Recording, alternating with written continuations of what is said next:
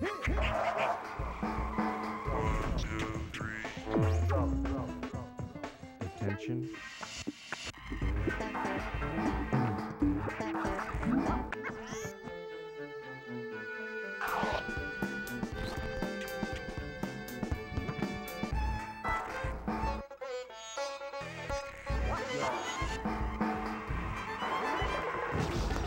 Attention.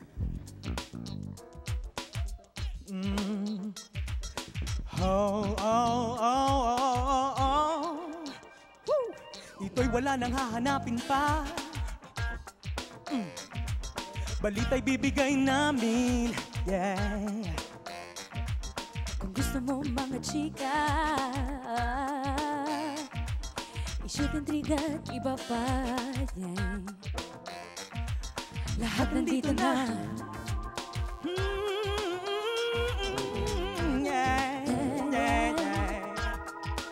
Come on.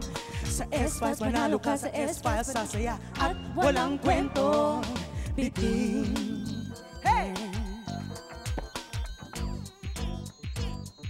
Paulo Desiree, huling-huli sa Boracay sila'y magkasama. Dalawang bolsters nagbagong buhay na. Sa negosyo, sinerte sila. Ngayon ay kapwa big time na. Si Jaya, may bagong love na. Ngayon makikilala kung sino siya. Si Sunshine magpapa-sexy na. Si Ilmas, matapos mabaril, sino pa maikukwento? It's one of my rights as a woman to have a love life, someone. Pareho silang sweet at companion, pareho so... silang thoughtful na tao. Apparently, nagagalit daw tong girl na ex ng friend ko. Bahala na. Basta ayoko ng gulo. Ayoko So ko na much makita yung mga anak ko. And my love. peace in my heart na I'm overjoyed. I don't understand where the peace comes from, but I know.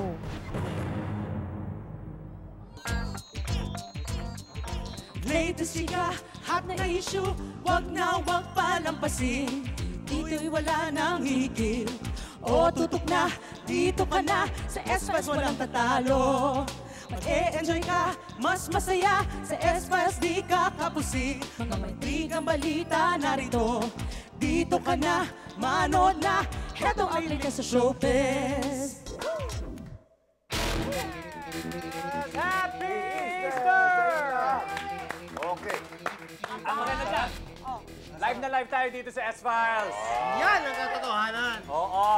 Kami lang ang live na live today. Oo, si Goma, ang kanyang bakasyon sa Boracay, nabitin. Okay lang. Okay lang. Umuwi ako kanina umaga. O, para makasama natin siya yung mga viewers natin. Si Joey rin, alam ba si Joey, nasa Boracay din. Magkasama kami doon. Umuwi ako Sabado. Pero hindi kami nagkita. Yan.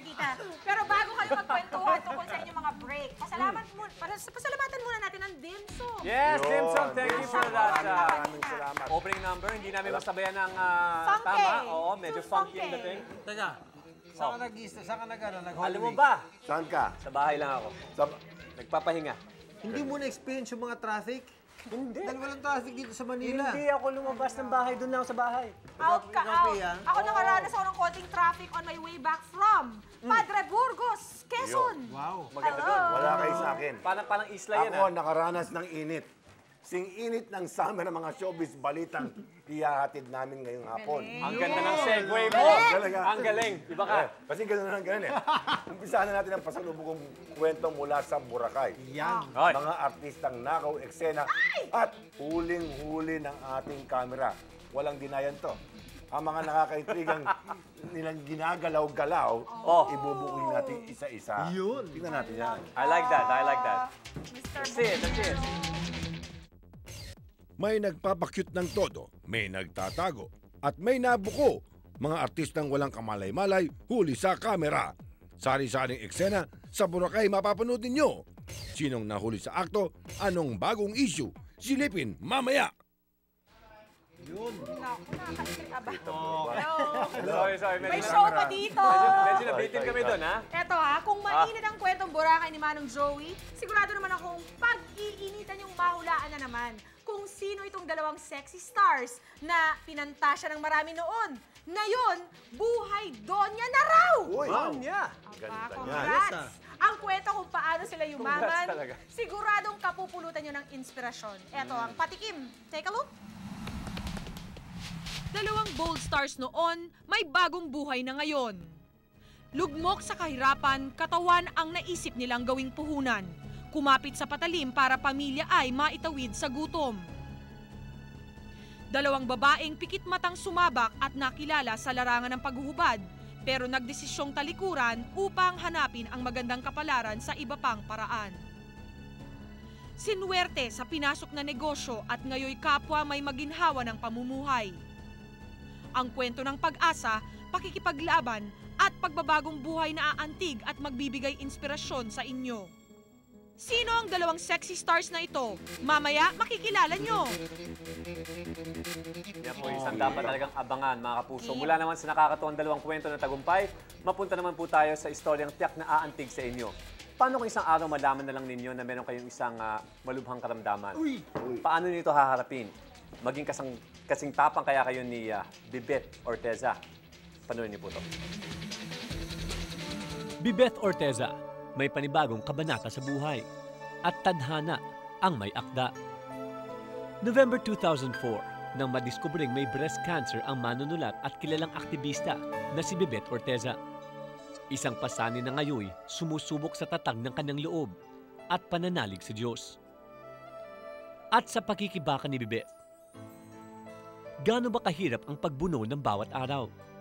Ano ang tsansang makasalba siya? Ang kwento ng pananampalataya ni Bibeth Orteza. Abangan.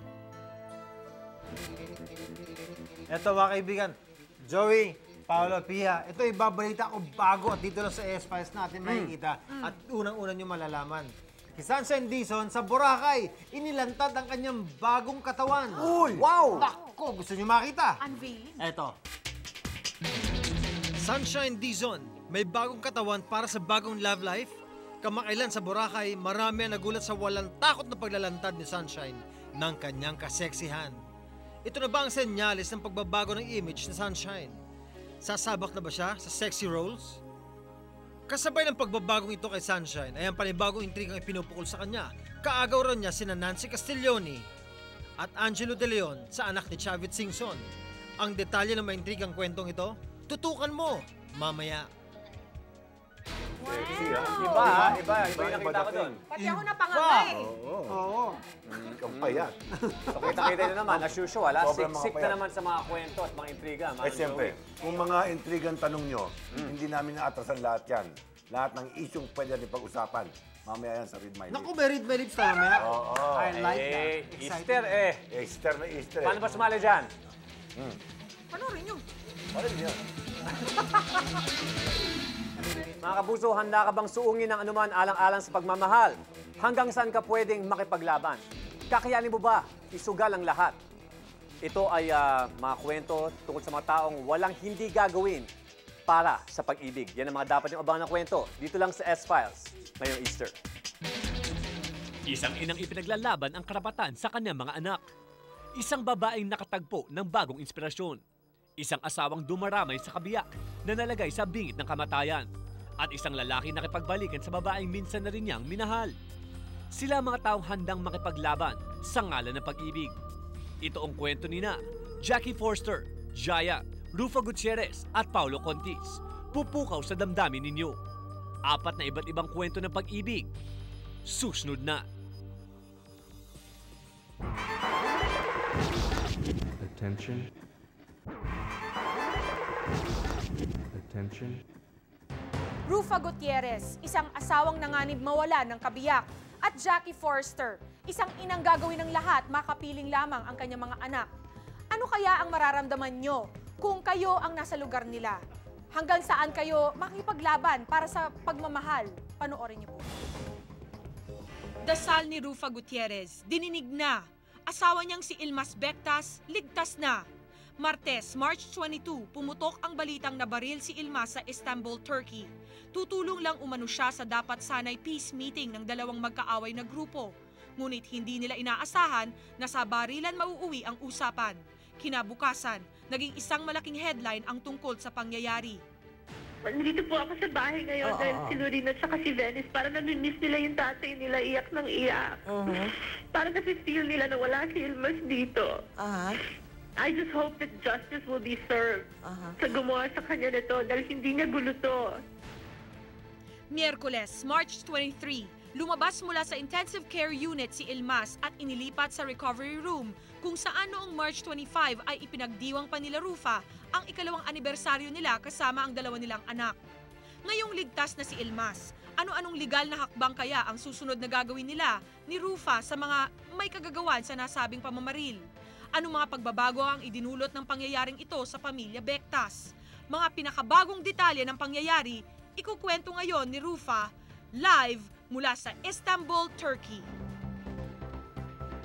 At kasama na po natin ngayong hapon live from Istanbul, Turkey, si Miss Rufa Gutierrez. Hi, Rufa. Hello, magandang hapon po sa inyong lahat. Happy Easter, Pia. Happy Easter, Rufa.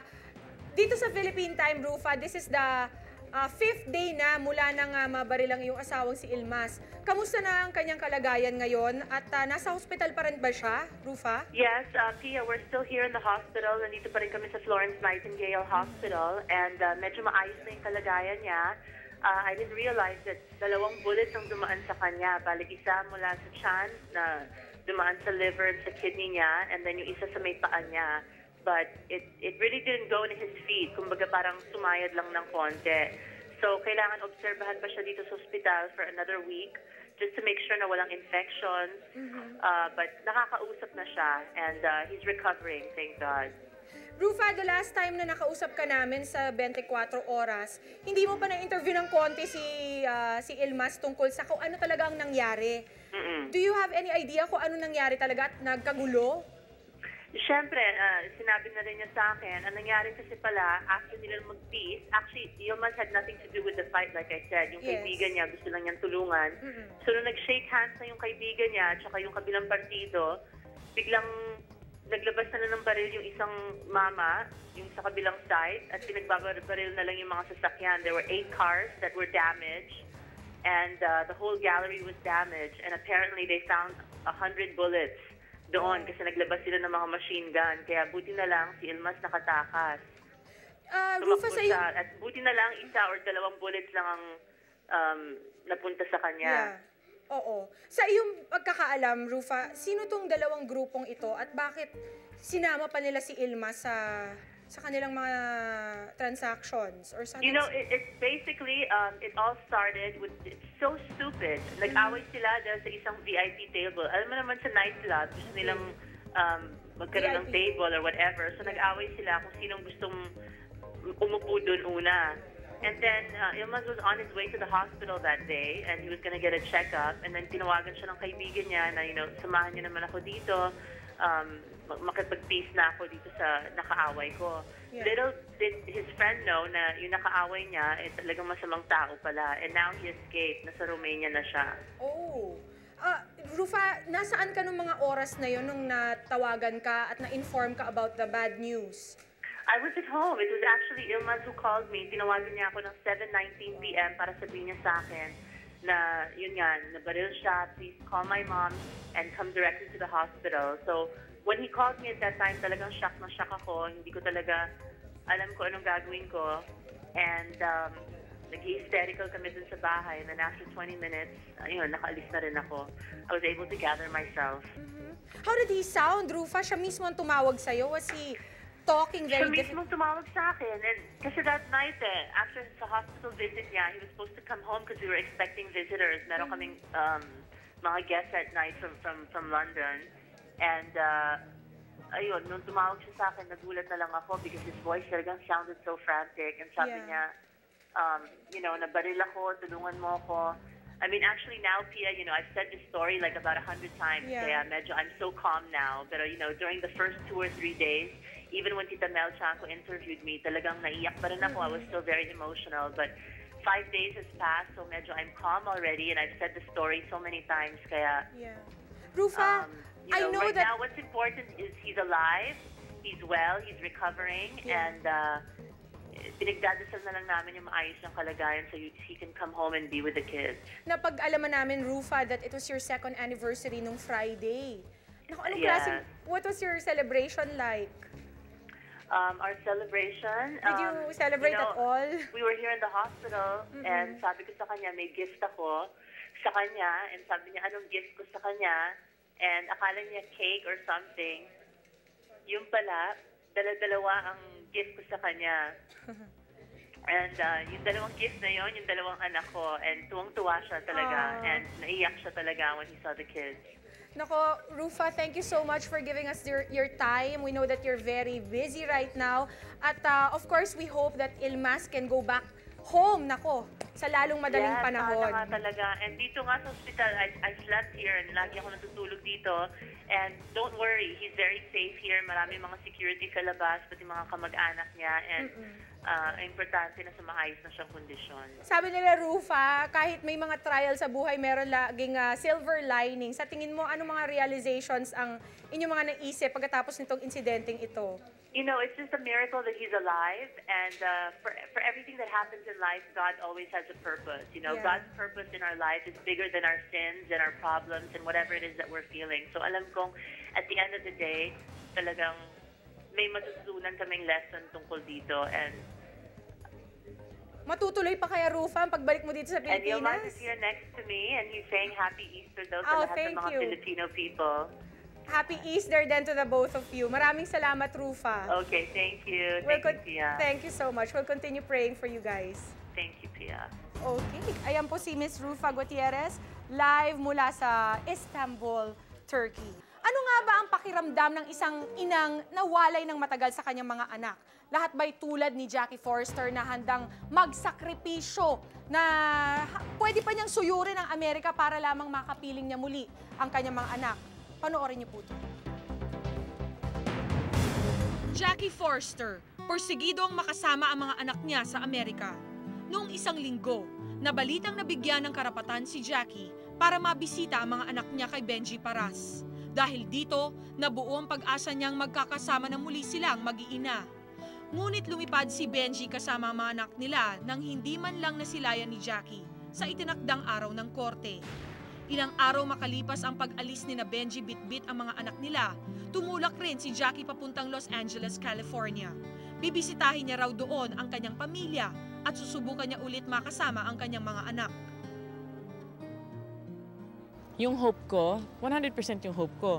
I think the worst is over because yung unang naghiwalay kami, dun yung pinakamahirap sa mga bata, di ba? Tsaka mas bata sila noon. Ngayon, mas nakakaintindi sila. And it's only, di ba? We only have better days to come. Para kay Jackie, isa itong paraan para maiparamdam sa kanyang mga anak ang kagustuhan niyang magkasama sila. At gagawin niya raw lahat para sumaya ang mga ito. Gusto ko lang makita ng pamilya ko yung mga bata, yun lang. My lola actually, she was supposed to undergo surgery kasi may tumor siya sa brain. And she was really looking forward to seeing the kids. Ang laking bagay nun kung makita ng lola ko yung mga bata. At kung sakali man daw na may humadlang, I have family in different parts of the state, so I'll take extra measures. I have people that I talk to in the States, and then my lawyer also here is taking steps. Bahala na, basta ayoko ng gulo. Gusto ko lang makita yung mga anak ko. Para sa mga anak niya, isang pangako ang kanyang binitawan. For the kids, I hope they're having fun, and we'll have even more fun when we see each other. Kapag artista, totoo sa sarili niya at marunong umamin sa mga bagay na tungkol sa kanya, kahit personal na, lalo naming nire-respeto. Kaya na makausap kong aking kaibigan na si Jaya tungkol sa kanyang love life. Mas lalo pa akong bumilib sa kanya. At tiyak, kayo din. Tuwing Easter Sunday, marami ang mga taong, ika nga, reborn. Nagsisimula ng bagong chapter sa buhay nila. Si Jaya, mula nang mapabalitang nakipaghiwalay sa kanyang asawa, mahigit 4 na taon na rin ang nakalilipas, ay hindi gumawa ng ingay tungkol sa kanyang love life. Hanggang ngayon. Sadya kaya nang itinago ang pagkakaroon niya ng boyfriend sa publiko. Hindi ko tinatago. I don't think I'm one to hide anything. Kasi ang katwiran ko, pag tinago mo, tas pilit na inuungkat, mas mabigat dalhin. So I always believe na kung anong nandyan, kailangan alam na nila para hindi na surprise. Because I think it's one of my rights as a woman to have a love life, someone, companion. So this one is bago. I've been separated and divorced for a long time. Paano naman kaya dumating si Prince Charming sa buhay ni Jaya? Ginulat ako ng tadhana, okay? Hi! I was on tour with Freestyle and Basil Valdez noong October. I met him nung Halloween, which was the 30th. Yung show namin was the 30th, I think. Yun ang naging start. I met him by accident through my best friend. Sa kwentuhan namin ni Jaya, napag-alaman ko na isang nagngangalang Gary ang bagong boyfriend niya. 29 years old, Phil-Am, at general manager ng isang cellphone company sa Amerika. At ang first impression niya dito, Impression was he was such a big guy, no? Yung pang ang tangkad-tangkad, may tattoos. Parang to? Parang hardcore ang dating, yo-yo, di ba? Then when we started talking, he was very mellow and calm. As if he already knew me. Yung pala, he did. He did. He knew about me a year before. Ano naman kaya nagustuhan ni Gary sa Queen of Soul natin? I think, kasi hindi niya alam singer ako na singer. Ang alam niya, nagigig lang. Till finally he saw some of my albums sa kwarto ng kaibigan ko. Then he found out that it's a little different than what he thought. So, and then when we started talking, parang hindi siya singer, parang hindi siya showbiz. Because I was just wearing, jeans and t-shirts. So I think he liked that, and he liked the fact that I'm divorced just like he is. And we have a lot in common. I'm 5 years older, mind you. Ay. Nakakuha ng bagets! No, but see, we have a lot in common though. Ito na kaya ang lalaking pwede niyang pakasalan. Ang lalaking gusto niyang makasama na panghabang buhay. Siyempre lahat naman tayo, pag nagkaroon ng relasyon, we have to think about the future of the relationship. But in the past kasi, you've known me for a while. Yes. You've never heard of me talk about future, the future about with somebody. Yes. It's been a while, and I've dated a couple or few times. Not the same. This is a little bit more serious. Sa loob ng 5 buwan na magkakakilala sila, ang living situation at hindi ang pagkakaroon ng anak ni Gary ang nakikita ni Jaya na maaaring maging issue nilang dalawa. Willing to move here.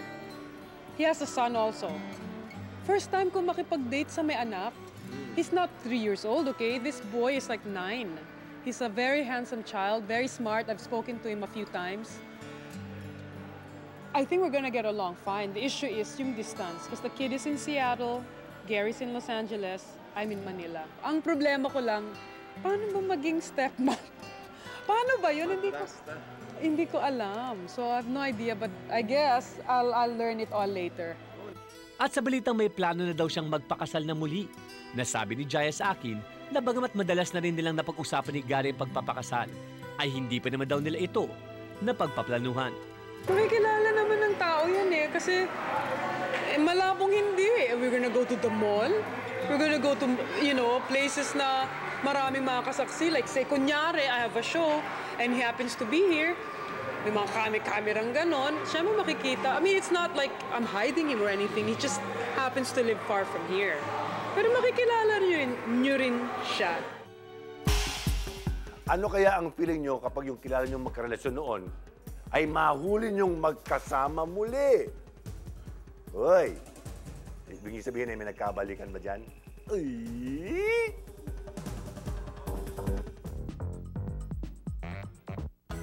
Mag-ex na sina Paulo Contis at Desiree Del Valle na huling magkasama sa Boracay. Huling-huli ng aming kamera si Paulo Contis na kasamang nagdi-dinner ang kanyang ex na si Desiree. Nangangamoy balikan na nga ba? Siguro.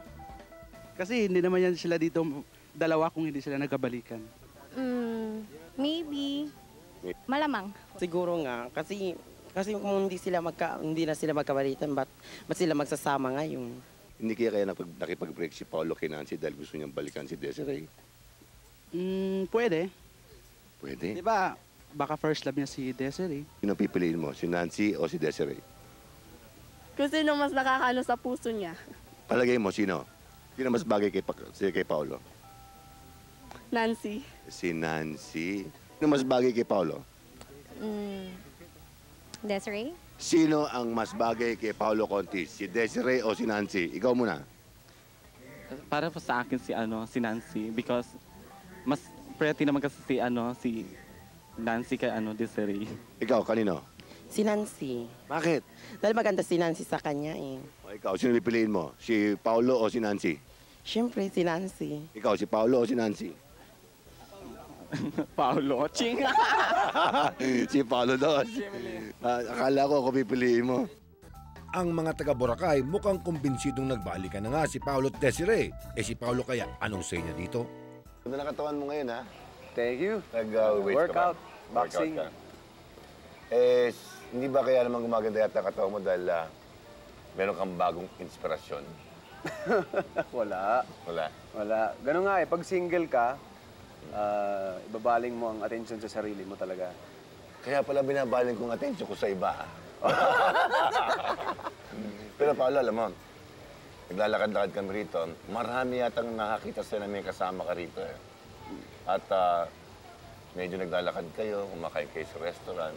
At saka medyo kilala rin yung kasama mo. Hindi ko na sabihin ang pangalan kasi gusto ko itago ang pangalan sa pangalang Desiree. Hindi, nagkataon.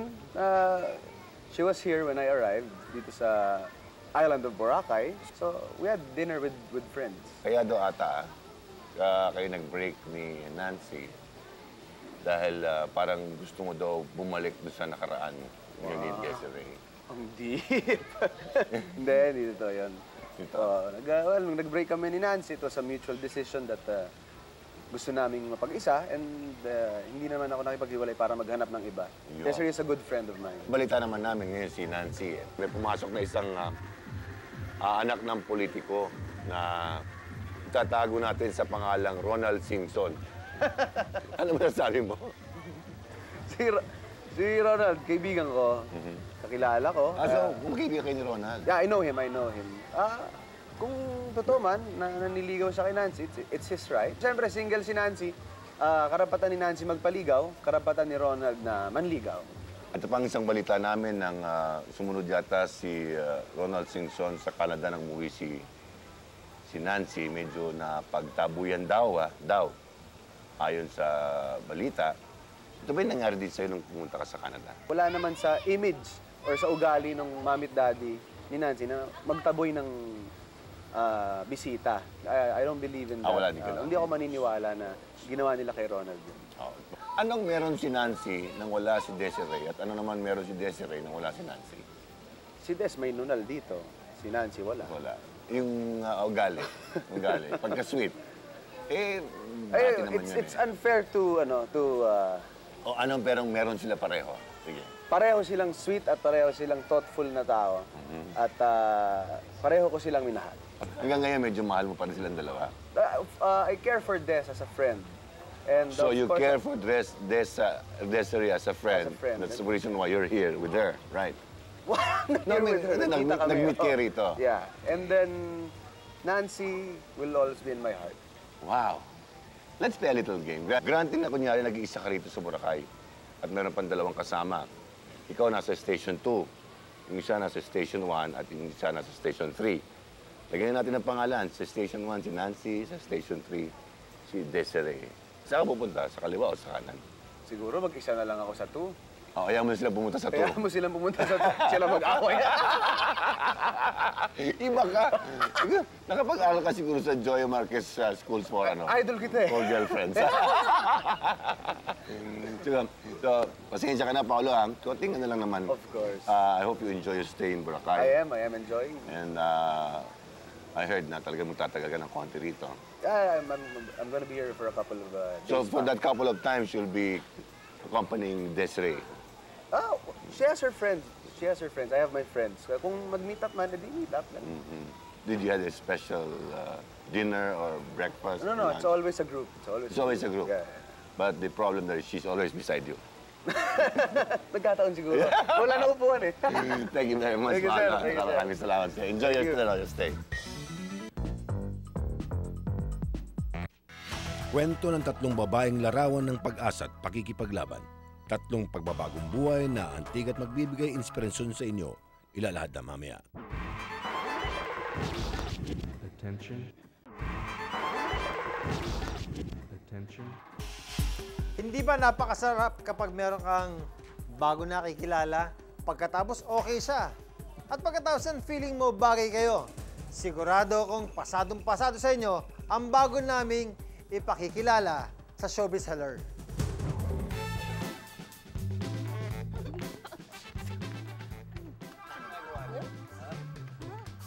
Teka nga, sandali. Ano ba hinahanap natin, ha? At dito pa tayo sa poolside ng mga Fernandez. Naghahanap. Hello! Ano ba?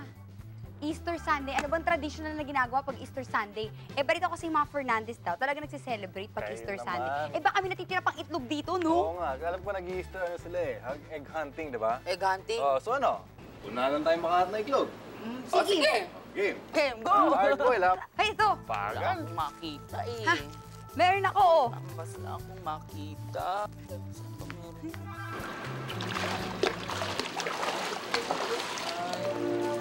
Alex! Terry? Jeremy!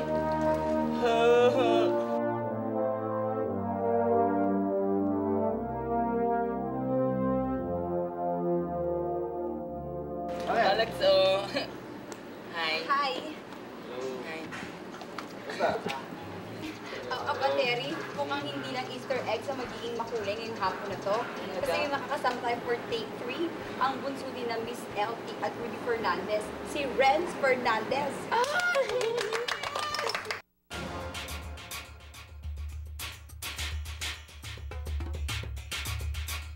Gusto nyo makilala lalo, si Renz Fernandez, panurin ni Buto. 19-year-old Renz Fernandez, hindi lang sa looks niya at sa katawan niya kayo mapapawaw. Diskarte niya sa buhay, panalong-panalo rin. Ngayon pa lang kasi, sariling business na ang iniintindi. At syempre, sa panliligaw, marunong din. Flowers at chocolates, di pa nagmimintis. Pag-propose in public, kayang-kaya rin. Kilalanin pa siyang mabuti, dito lang sa Take 3. Ikaw nga! Alam mo, napanood kita sa Extra Challenge at pinahanga mo ako. Tinan mo, nabubulol ako kasi nga sobrang hanga ako sa'yo. Salamat. Yung sa Extra Challenge, yung mga challenges na ginawa ninyo, ano yung pinaka mas nahirapan ka? Pinaka-nahirapan ako yung dun sa swimming kasi nung panahon, hindi pa ako nag-exercise masyado. So nagulat yung katawan ko, muntik na ako nasuka. Nabigla yung katawan mo? Natulog na lang ako dun sa boat. Ikaw, alam mo, kamukha mo si Mark Anthony. Talaga? Actually, tama ka dyan. Sobra. Kasi yun. Kasi rin kita. Pero totoo ba na sa magkakapatid, kayong pinaka-close? Close kami lahat. Pantay-pantay lang para sa akin. Nagmamahalan kami. Pero ngayon, siguro mas close ako sa kapatid ko literally dahil isang bahay lang kami. And si Kuya Mark, medyo malayo sa amin ngayon. Pero ganun pa rin. Mahal ko pa rin siya. Dahil kailangan si Mark, medyo sweet talaga sa babae yan. Nagbibigay ng flowers, chocolates. Eh, daddy mo rin ganon. So, matanong ko, kanino ka nagmana sa pangliligaw? Ayan! Sa daddy mo o sa kuya mo?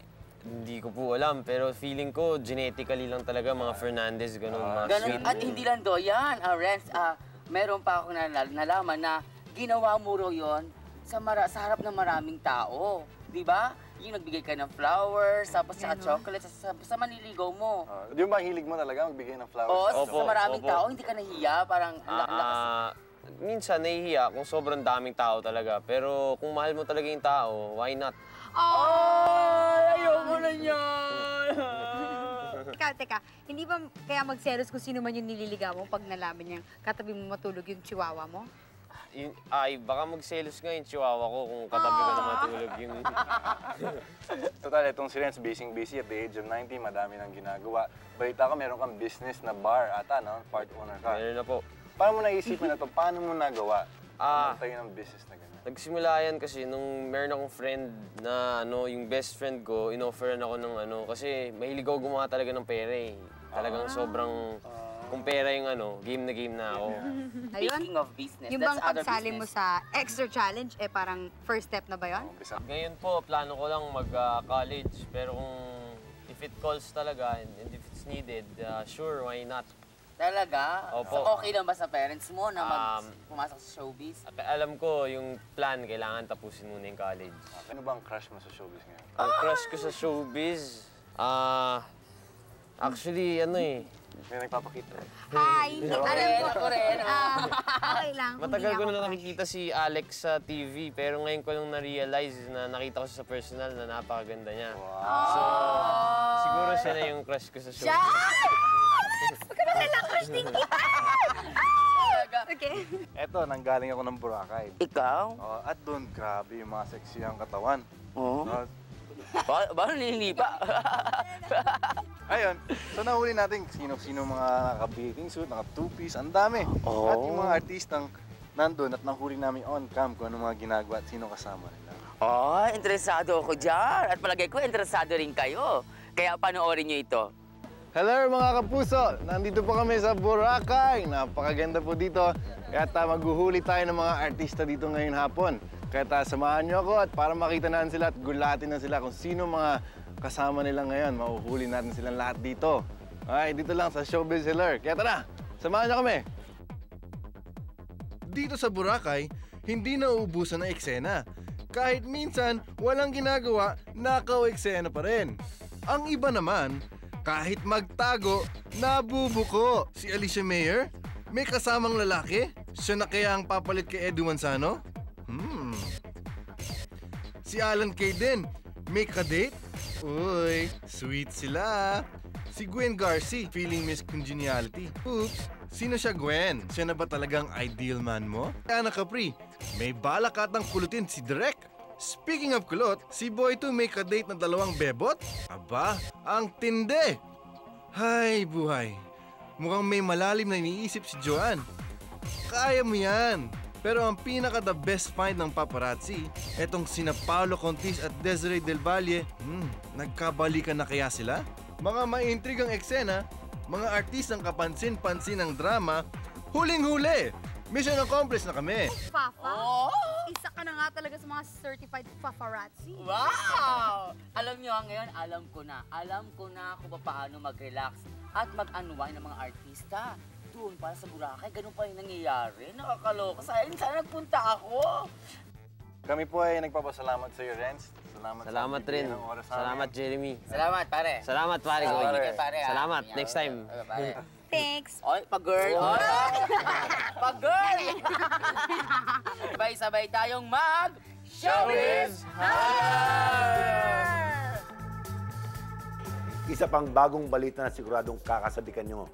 Abangan to Sunshine Dizon sa Boracay. Walang takot na nag-two-piece. Naku, ako na magsasabi sa inyo talagang sexy si Sunshine. Grabe. Pero hindi lang yan. Hindi lang yan ang bago kay Sunshine. Dahil si Sunshine, iniintriga ngayon kaya doon nagpapasexy dahil nakikipag-agawan sa isang lalaki. Ano nga ba totoo? Sunshine Dizon, handa na nga bang magpa-sexy? Isa si Sunshine sa mga artistang sa Boracay ay naglantad ng kanilang kaseksihan. Ang tanong na pumasok sa isip ng marami, senyales na ba ito ng handa na siyang sumabak sa pagpapasexy? I noticed you lost a lot of weight, Yeah, I had to because I'm doing a new show. Which one? Encantadia. Okay. Paano mo ginawa yan? How did you lose weight? Well, I gained a little weight. Well, I lost a lot of weight na since, diba nga, I undergone surgery with Dr. Kalayan. I had lipo before. I tried to lose a lot of weight first. Kung ano yung hindi ko matanggal, yun na lang yung pinatanggal ko. Kasi I'm training for Muay Thai. I've been training for Pikiti. Ang dami kong tinatrain, you know. What is Pikiti? Pikiti Pierce is an art of knife fighting. Of? Knife fighting. Knife fighting? Yeah. So marunong ka na mag-ano? Galing Well, I know a couple of drills, but you know, actually, it helped me a lot. Kasi di ba nga sa Encantadia, we'd be using a lot of knife weapons and stuff. Yes. And they trained us for Kendo also and Arnis. So does it make you feel good? Yeah. As in, your body's strong now, you feel good? Yeah. Bukod sa pagkakaroon ng sexing katawan, isa pang may tuturing na bago para kay Sunshine ay ang pagtanggap niya ng kakaibang role sa isang bagong serye ng GMA. Tell you honestly, I was kind of reluctant at first to accept. Okay.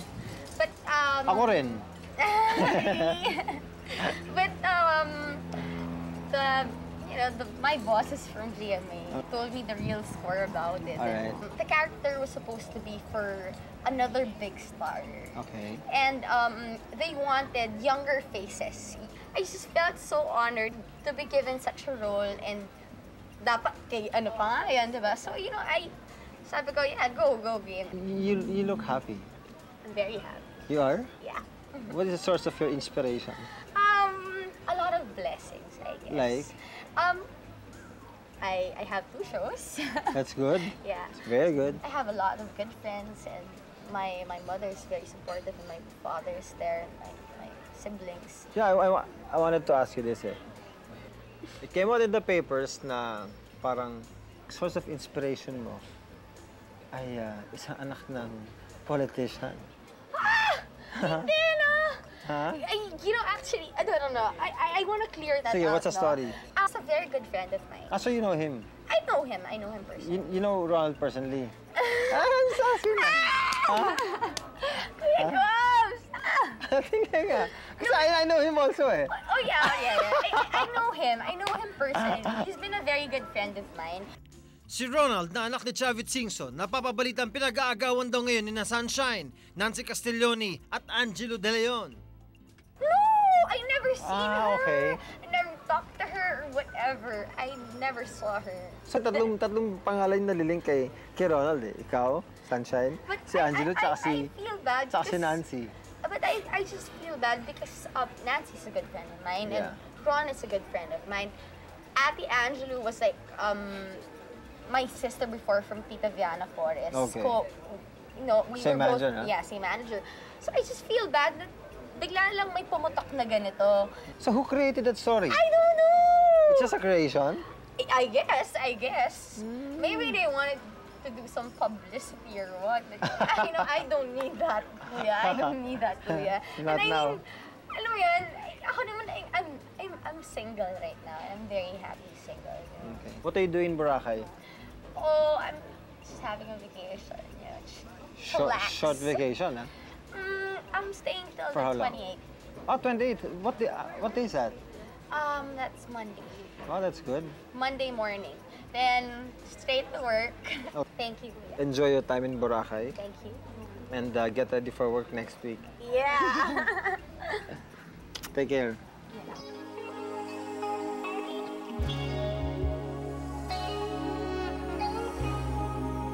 Mga kapuso, paano kung nalaman ninyo na may malubha pala kayong sakit? Ano ang gagawin ninyo? Lalabanan nyo na lang ba ito? Or magpapatalo na lang kayo dito? Ito po ang kwento ng isang bagong buhay na ipinaglaban. Ang pakikibaka ni Bebeth Orteza laban sa cancer. November 2004, na ma-diagnose na may breast cancer si Bebeth Orteza. Kasunod nito ang pagsailalim niya sa isang operasyon upang tanggalin ang kanang dibdib niya. Pero hindi sa nasabing operasyon nagtatapos ang lahat. Sa kasalukuyan, 6 na session ng chemotherapy ang kailangan niyang pagdaanan. Pero si Bebeth, buo ang loob at hindi patatalo sa sakit niya na walang kalaban-laban. Alam mo, ang una-una nagugulat ang sarili ko. Because si Carlita, nung una, don't cry ha, don't cry. Iyakin ako eh. But hindi ako naiiyak eh. Sometimes I have a game. Tumitingin ako sa harap ng salamin, tinong ganyan. Pipilit ko yung mata ko, sasabihin ko, cancer. Tinitingnan ko yung mukha ko kung iiyak ko, kung tutupi. But no, there is so much peace in my heart na I'm overjoyed. I don't understand where the peace comes from, but I know that it comes from God. But I'm prepared only because I believe in God. Kung wala yung Diyos, kanina pa ako umiiyak dito every day. Hindi pwedeng ano to eh. It's not anything it's beyond human comprehension. It's beyond your control. Yeah, and it's beyond your control. So, alam nga namang I will spend every day of my life not marveling over the beauty that I see on a day-to-day basis. And there's a lot of things to be joyous about, I think, and family and friends. Lahat naman tayo, dadaan tayo sa pinto na yan eh. Lahat naman tayo, hihigit ng huling hininga. But, hindi natin alam kung kailan o paano. But let's put it this way, anybody who's going through cancer na inaalagaan at pinamahal ng pamilya at kaibigan, para ko mabasa ang obituaryo ko, nalaman kong mahal ako ng mga tao. Bago ka pa man. Bago pa ako mawala. So, that's not such a bad thing. Malaking ginhawa ba para sa isang tao na malaman na maaring ganito akong mawawala sa buhay na to? Oo naman. I've been so blessed my life. I've been so blessed. A good husband and good kids. No regrets. So, I've said this before. Nagpatawa na ako ng generations through my scripts in school book. Walang okay, Cafe Rico. I have a strong sense of accomplishment and achievement. Hahanapin naman ako ng tao pag nawala ako. So, I'm not scared. I've lived a life. So, Your kids? Hindi ka worried sa kids mo? no. I think every parent, dapat nating i-try na turuan yung ating mga anak. Yung kahulugan ng buhay. Ang dami na naming naituro sa mga bata. So, I'll be, even if I'm physically gone, I'll be with them for a long, long time. Sitwasyon na to, ako hindi ko ma-imagine kung gaano kahirap para sa mga anak mo. Nakikita mo ba nahihirapan sila? Sometimes. Like yung lalaki. Pero yung anak kong babae, matapang. Yung pag bad chemo days ko, yung nakakalapit siya sa akin. O kumuta niya ako. Mama, what do you want? O ganyan. Hawakan niya ako sa ulo ko. Pero, but, andyan sila for me. Minsan, pag nag-aaway kami ng anak kong lalaki, sinasabi ko sa niya, ano ako inaaway? So, because our relationship has to be normal. You have to fight. So, hindi naman sila corny about it. Hindi ka talaga mapipigilan ng cancer, no? Ay, ang lola mo, hindi mapipigilan ng cancer ito. Iba ito ni... No, there's... Weird man pakinggan pag sinabi ko, pero may dahilan siguro kung bakit. Feeling ko. Diba? Feeling ko. May dahilan kung bakit ikaw yung napili ng Diyos na magkaroon ng... Siguro, para siguro sabi ng Diyos, walang mangyayari sa pagrereklamo mo tungkol sa bagay-bagay tungkol sa bayan. Ililipat muna kita ng assignment. So, dito na muna ako sa assignment na to.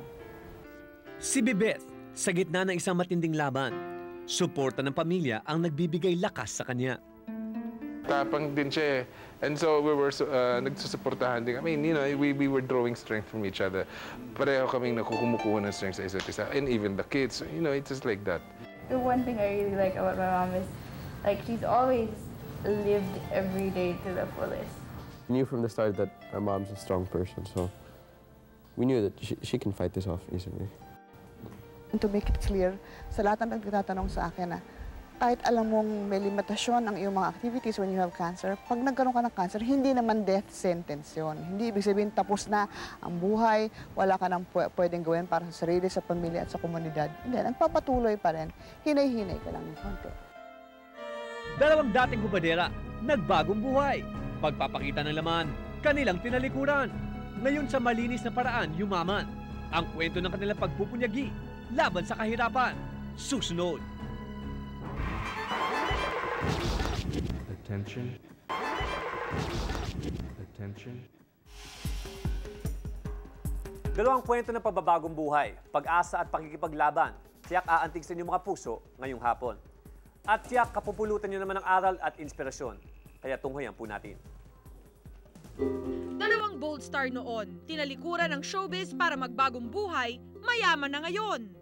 Nakilala sila sa mga pelikulang nagpakita ng kanilang hubad na katawan. Pero sa kabila ng kasikatang tinatamasa nila, pinili nilang talikuran ng daigdig na minsan ay bumuhay at kumalinga sa kanila. Sina Margarita Milan at Hazel Espinosa. Dating hubadera, ngayon, buhay donya na. Si Margarita Milan, tubong Cagayan Valley ay nagdesisyong iwan ang paghuhubad matapos ang 3 pelikula sa ilalim ng Seiko Films. Kasi nag-asawa na po ako. Parang sabi ko, nahihirapan na rin ako. At talagang wala akong naiipon. So, nagkataon naman na niligawan niya ako. Para na rin sana sa kinabukasan ko. Tinalikuran man ni Margarita ang paghuhubad, ang anino nito ay patuloy pa ring nakasunod. Kaya pamilya ng napangasawa ay kontra sa kanilang pag-iibigan. Hindi ako tanggap talaga. Siguro dahil sa pagiging sexy star. Feeling ko parang wala na akong kakampi. Kasi wala akong masyadong kamag-anak dito na tatakbuhan. Sa kabila nito, nagpakasal si Margarita at bumuo ng isang masayang pamilya. Yung ipaglaban niya ako, yung minahal niya ako ng kung sino ako, kahit naging bold star, ganyan na malinis naman ako.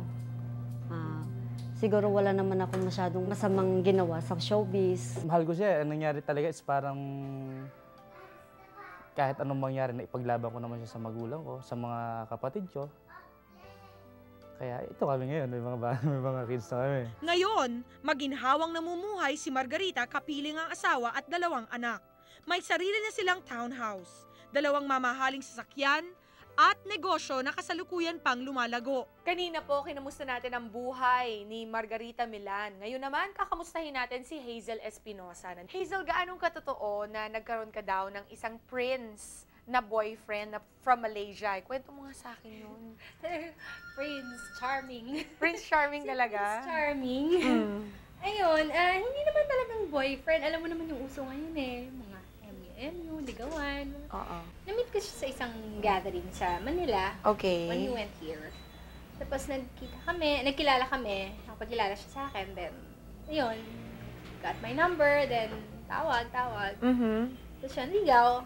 That was about the time na nawala ka rin sa showbiz, di ba? Was he the reason why you Hindi left naman. showbiz? Namili na din ng mga offers kasi syempre feeling ko parang tapos na ako dun sa stage na yon naman. Kung hindi sana ako nanggaling sa mahirap na family, hindi sana ako mag-bold. How was he as a friend? As a special friend? Kamusta naman yung treatment niya sa'yo? Mabait ba siya? Very special, princess. Really? So he was very generous? Oo, sobra. Like, give us an example kung gaano siya ka-generous and ka-gracious. Generous talaga. Kasi, okay naman. Tsaka pag nag-out of the country ako, pwede ko isama kahit sino gusto ko. Kasi hindi ako pumupunta out of the country na kami lang, kailangan may kasama ako Would you say was the most extravagant thing na naibigay niya? Talagang nagulat ka, gano'n? Mahilig siya magbigay ng watches. Every time nagkikita kami, parang gusto niya kami ng collection. Dahil na rin sa kanyang special friend na Malaysian prince, nakapagpatayo si Hazel ng isang health spa sa Taytay, Rizal, kung saan ay siya mismo ang namamahala at nakabili rin ng isang condo unit na nagkakahalaga ng 2.6 million pesos. Ano yung mga naging pagbabago dun sa buhay mo ever since he came into your life? Hindi katulad dati, iniisip ko magtrabaho kahit ano na lang offer, susunggaban ko. Okay na siya. Malayo na. Malayo na. Kasi before parang pag wala kang pera, iba kasi talaga yung feeling mo sa sarili mo, diba? Parang feeling mo kawawa ka.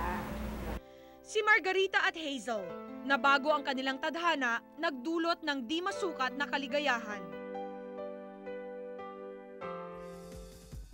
Anong suot mo nung nagsiswimming ka sa Boracay? Meron ka ba suot man? Wala, pero naka-beach shorts ako. Ano kung ikaw nakita sa Boracay, nakasama mong ex mo, ano ibig sabihin, nagkabalikan na kayo? Hindi maaaring mangyari yun. Bakit? Paalam papunta sa Boracay. Ito, from Marie Fuentebella, Manila. Balak niyo po bang isabak si Juliana sa showbiz pag nasa edad na siya? Yan. Napag-isipan mo Siyempre, na ba? maganda. Hayaan mo na sila makapag-aral. Yan, diba? the best Pag yan. lumaki na sila, pag gusto na talaga lang mag-artista, then go ahead. Sabi ni Arlene of Cavite, ay, ganda-ganda ko daw doon. Pia, kasundo mo ba ang pamilya ng boyfriend mo? Bakit naman hindi? Ay, super kasundo ko nga, naman. Mare. Sumisip ka nga doon sa mother-in-law mo. Kanina, tinetext ko na si Tita Rose. Hindi, kasama ko sila nung sa yung sinabi ko sa inyo, galing akong Quezon. Sa beach house nila ako nagpunta. So I like to thank Tita Rose, si Uncle Hindi, George. tanong ng kasundo mo ba sila? Super naman! Yun. Happy Easter ko eh! Okay. Tapos kasama ko rin yung parents ko the other day naman. Ako naman ang tanong dito, tama-tama, pasok na pasok sa banga, kumbaga, Holy Week ngayon. Magpapasexy ka na ba dahil nag-endorse ka ng brief? Una-una, hindi po brief siya, undergarment po siya. Teka, ano ang Anong difference Ikaw naman eh. Boxers. Ka naman eh. Kasama na yung brief doon. Boxers, briefs, mga undershirt, ganyan. Pinahabol. Maristela Jewelry. Galing sa kay Sino? ito, May of Tondo. Ano sabi niya? Totoo bang hindi mo ka-close si Richard at Joey? Sino Joey? Galing kanino? Ito, question para sa akin, totoo ba na hindi mo ka-close si Rich? Sobra kaming hindi close ni Mayor at ni Richard. Oo, kasi nasa Kaya gitna si hindi Pia. ako humihingi ng payo sa kanila pagdating sa mga relasyon, pagdating sa mga baby, yung mga gustong... Ako ang hadlang. Sa mga lahat ng nanonood sa atin. Happy Easter sa Happy inyo! Easter lang, Mami. At saka sa mga nag-text at tumawag, maraming salamat po sa Read My Lips. Next week ulit, magsikahan tayo. Attention.